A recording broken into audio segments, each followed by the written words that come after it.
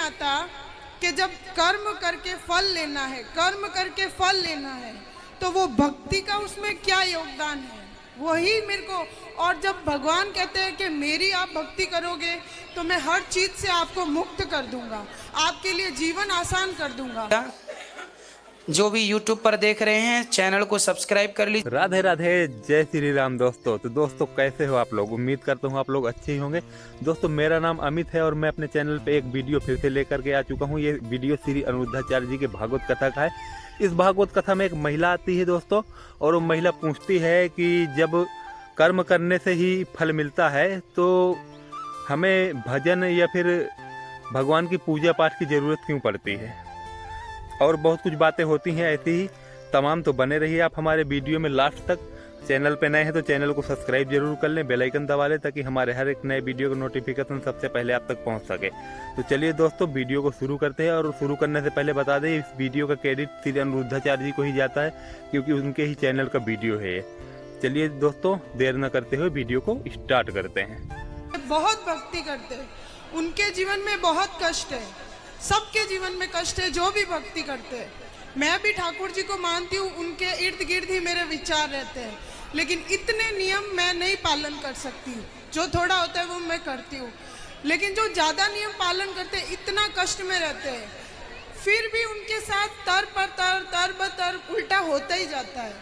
तो कहते हैं कि ये सब कर्मों का खेल है, उनके कर्म है, जैसे वो कभी कुछ पिछले जन्म में किया होगा, कभी इस जन्म में किया होगा, उनका फल है उनका दुख। लेकिन मेरे को ये समझ नहीं आता कि जब कर्म करके फल लेना है, कर्म करके फल लेना है, तो वो भक्ति का उसमें क्या योगदान है, वही मेरे को। और जब भगवान कहते हैं कि मेरी आप भक्ति करोगे तो मैं हर चीज से आपको मुक्त कर दूंगा, आपके लिए जीवन आसान कर दूंगा, तो फिर कर्म का दोष कैसे लगेगा, मुझे वो समझ नहीं आता। वाह, सुंदर प्रश्न है, इसलिए ताली बजाओ। सब बैठो आप लोग, अच्छे प्रश्न पूछने चाहिए ऐसे जैसे इन्होंने पूछा। सब बैठो, पहले अगल बगल की बहनें सब बिठाओ। सुनो, इन्होंने पूछा है कि जब कर्म का ही फल भोगना है तो फिर भक्ति करने की क्या जरूरत है। सिंपल ये है। क्यों? सही है। अर्जुन भक्त थे कि नहीं? माइक ले लो, आगे पीछे की मैया बैठ जाओ। अर्जुन भक्त थे कि नहीं? जी थे ना।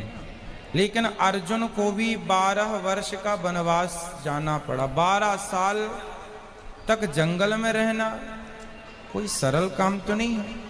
1 साल अज्ञातवास जंगल में रहना, किसी के दास दासी बन के रहना सरल काम तो नहीं है। जबकि अर्जुन जैसा भक्त कौन होगा? फिर भी उन्हें कष्ट उठाना पड़ा। भगवान राम तो स्वयं भगवान थे, 14 साल का कष्ट। माता सीता तो साक्षात लक्ष्मी थी, फिर भी दर दर की ठोकर जंगल में लकड़ियां काट काट के बच्चों का लव कुश का लालन पालन किया। इसी प्रकार अब आप कहते हैं कि जब हम भक्ति करें तो फिर कर्म ही का फल भोगना है, तो भक्ति का अर्थ क्या? बात ऐसी है बेटा कि कर्म तो अपनी जगह है, कर्म तो हमें भोगनी है, हमें भी भोगना है, आपको भी भोगना है। भक्ति सिर्फ इसलिए की जाती है, इसलिए नहीं की जाती कि भगवान हमें पैसे वाला बना दें, भगवान हमें धन धान्य से भर दें, घर में सब कुछ हो।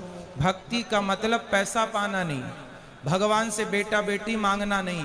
अरे भगवान की भक्ति आपको जो देगी, कोई कर्म में इतनी ताकत नहीं है कि आपको वो दे सके। अब उदाहरण से समझो, विभीषण को लंका का राजा बना दिया, क्या विभीषण का कोई ऐसा कर्म उसे राजा बना सकता था? नहीं। कर्म अच्छे करता था फिर भी लातें खाता था, रावण लात मार के निकालता था, उसके कर्म का भी उसे दंड मिला। पर भगवान की भक्ति जो की, उस भक्ति का भी फल, कर्मों का फल यदि मिलता है तो भक्ति का फल भी मिलता है। थोड़ा सा देर है। विभीषण को भक्ति का फल मिला।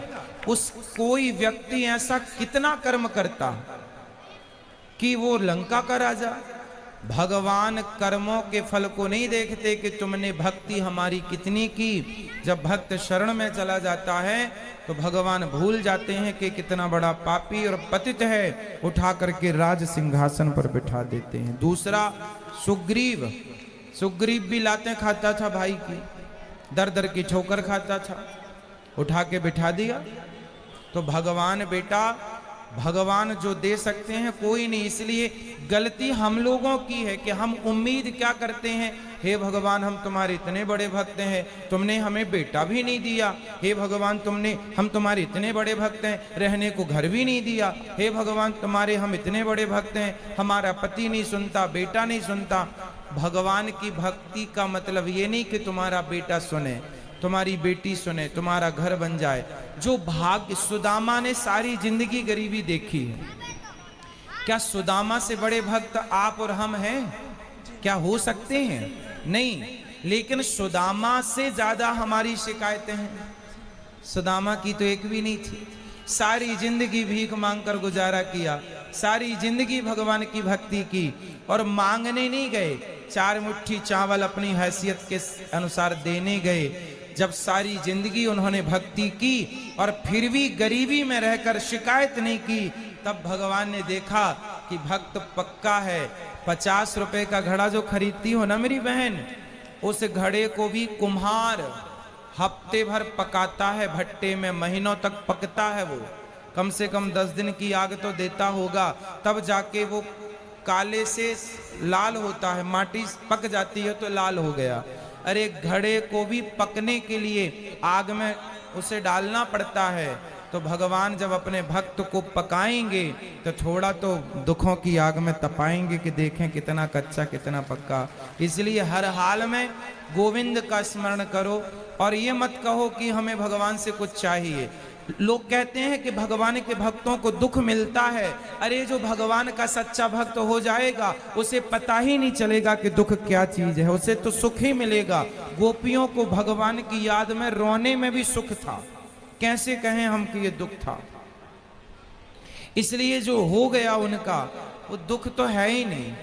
दुख तो वो लोग दुखी हैं जो कोठी बंगलों में रहकर भी जो ईश्वर को भूला पड़ा है वो सब दुखी हैं, और जो ईश्वर की शरण में है याद कर रहे हैं सब सुखी हैं। अब उस सुख को आप दुख मान रहे हैं वो अलग विषय है। इच्छाएं ज्यादा है ना बेटा आपके अंदर, इसलिए वो इच्छाएं आपको दुखी बनाती रहती। इच्छाएं छोड़ के एक बार शरण में चले जाओ, वो कभी ना पाया होगा आपने जो शरण में जाकर के प्राप्त हो जाएगा। एक बार सच्चे होकर जाना। गुरुजी एक प्रश्न और है, जैसे मैं आसपास देखती हूँ, मेरे आसपास जीवन में भी देखती हूँ, जो भक्त है चलो उनका मैं समझ गई कि वो दुख है क्यों है, भक्ति का क्या महत्व है, लेकिन जो भक्त को दुख दे रहा है, जो उसको गाली दे रहा है, उसको उस चीज़ का एहसास भी नहीं होता। मुझे नहीं समझ आता वो क्या सोचता है, वो ऐसा क्यों करता है, और उसका पूरा जीवन अच्छे से चल रहा होता है और वो भक्त रो रहा होता है और उसका पूरा जीवन अच्छे से चलेगा। अगर उसको सजा मिलेगी तो वो भी मरने से कुछ दिन पहले, तो उसका जीवन तो मजे से गया और भक्त का पूरा जीवन रोने में या कष्ट में तकलीफ में गया। तो फिर उसका भक्ति न करना या करना, उसमें क्या उसमें अंतर हो गया। फिर वो तो दुख दे के मजे कर रहा है, अंत में 4 दिन भुगत लिया और फिर चल लिया। वो बेचारा भक्त पूरा टाइम रोता रहता है, गाली जो खाता भक्त होता है ना बेटा, आप किसी भक्त को जाकर पत्थर मारिए, आप किसी भक्त को जाकर के लाठी और जूते से मारिए, तो मारने वाले की तरफ भक्त जब देखता है ना तो वो ईश्वर से प्रार्थना करने लगता है, हे भगवान इसने मुझे जूते मारे हैं, हे भगवान इसने मुझे पत्थर और लाठियां मारी हैं, हे भगवान इसे क्षमा कर देना। क्योंकि भगवान बड़े गुस्से में आ जाते हैं जब कोई भक्त को मारता है। पर वो भक्त, आज की कथा सुनी आपने, द्रौपदी के 5 बेटों को मार डाला था अश्वत्थामा ने, और भगवान ने पूछा कि बता क्या करूं इसके साथ, तो द्रौपदी ने क्या कहा, छोड़ दो छोड़ दो। कोई भक्त यदि बदले की भावना रखे बैठा है तो भक्त हो ही नहीं सकता। भक्त तो ये चाहता है कि इसने गलती की है पर भगवान इस पर क्षमा करना। और भगवान क्षमा करते नहीं है। विभीषण को लात मारा रावण ने, मारा, लात मारा भगवान ने, भगवान को, भक्त को। भगवान ने कहा रावण तुमने मेरी छाती में लात मारे होते ना, मैं तुम्हें माफ कर देता, तुमने भक्त को मारा है इसलिए माफ नहीं सर्वनाश करूंगा, कर दिया। एक बात बताओ कि जब तक रावण ने विभीषण को लात नहीं मारा तब तक राम जी ने लंका में एक भी बाण छोड़ा हो, एक भी नुकसान किया हो लंका का, तो मुझे बताओ। रावण ने सीता मां को चुराया, जयंत ने सीता मां के चरणों में चोंच मारी थी तो बाण छोड़ दिया था, त्रैलोक्य में जयंत को बचाने वाला नहीं मिला, चरणों में चोंच मारी थी केवल, और रावण तो पूरी सीता उठा कर ले गया। तो क्या राम जी बाण वहीं से बैठे बैठे ना मार देते, रावण तो मर जाता। लेकिन नहीं, राम जी ने कहा कि रावण भले मेरी पत्नी का हरण किया हो लेकिन मेरे भक्त को रोटी खिलाता है विभीषण को, इसलिए मैं बाल भी बांका नहीं करूंगा। लेकिन जब उस भक्त को लात मारा तो राम जी ने सर्वनाश कर दिया। भगवान कहते हैं तुम मुझे लात मार दो सह लूंगा, मेरे भक्तों को मारोगे विनाश कर दूंगा। इसलिए मेरी बहन, आप जो कह रही हैं कि भक्तों का अपमान करके लोग मजे से रहते हैं, नहीं, उनको जब मिलेगा ना दंड, भगवान थोड़ा सा देर, God mills grind slow but sure, ईश्वर थोड़ा धीरे चक्की चलाते हैं, पिसता है उनके घर आटा धीरे, पर पिसता जरूर है। हिसाब तो पाई पाई का रखते हैं ना भगवान, जब देंगे ना तो खूब नानी याद आएगी। और आप ये मत सोचो जैसे मैंने, आप भक्त हो और मैंने आज आपको अपमानित किया, आपको मारा मैंने, तो आप तो भक्त हैं, आप तो मेरे से कोई ना कुछ ना कहेंगे और मैं तो मौत से रह रहा हूं, लेकिन मेरे जीवन के आखिरी तक और जो अगला जन्म होगा वो सारे जन्म में इस जन्म का ये दंड भोगना पड़ेगा। कोई अंधा है, कोई लंगड़ा है, कोई बहरा है, क्यों है? कर्मों के किसी जन्म का तो हिसाब चुक रहा है ये। क्यों लोग घिसट घिसट के चल रहे हैं, क्यों चप्पल पांव में ना पहन के हाथ में पहनना पड़ रहा है? ये आज का ही कर्म दंड थोड़ी है, ये किसी ना किसी जन्म का कर्म दंड ही तो भोग रहा है। तो ईश्वर के घर देर है अंधेर एक में। प्रश्न और लास्ट, जैसे भगवान कर्म की सजा देते हैं, उसको सजा मिल रही, वो पूरा जीवन सजा ले रहा है, लेकिन उसको ये ज्ञात ही नहीं है कि उसको सजा क्यों मिल रही है और वो गाली दे रहा है, तो उस सजा का क्या फायदा? ज्ञान नहीं हो सकता बेटा, ये तुम्हारे और हमारे हाथ में नहीं है, यही तो ईश्वर के हाथ में है। मिलेगा बस, ये श्योर है, ये कंफर्म है, बट ये नहीं कंफर्म है कि आपको किस दंड पाप का। भीष्म पितामह को बाणों की सैया मिली, भीष्म पितामह ने कहा कि मैंने तो कोई पाप नहीं किया, मैंने तो कोई अपराध नहीं किया, मैं तो अपने 20 जन्म पुराना मैं जानता हूं। भगवान ने कहा 20 जन्म तक तो जानते हो, 20 जन्म के पहले 21वां जन्म देख लेते तो मिल जाता। एक सांप को कांटों के ढेर में फेंक दिया था 21 जन्म पहले, उसका दंड आज मिल रहा है भीष्म पितामह को। तो हमारी और आपकी सोच, हमारी और आपकी बुद्धि से ईश्वर का न्याय परे है। महाराज जी, जैसे मेरे जीवन में है, मेरे साथ कुछ बुरा होगा, कुछ समय के लिए बुरा लगेगा, लेकिन मैं सोचूंगी कि शायद ये मेरे कुछ कर्मों की सजा है, फिर मैं माफ़ी भी मांगूंगी, तो क्या मुझे वो माफ़ी मिलेगी उस भाव के साथ, उस फील के साथ? यदि हमने कोई अपराध किया हो और हम सिर्फ भगवान की शरण में चले जाएं तो भगवान कहते हैं सन्मुख हो ही जीव मोहि जबहि, जन्म कोटि अघनासहि तबहि, अघ मीन्स पाप।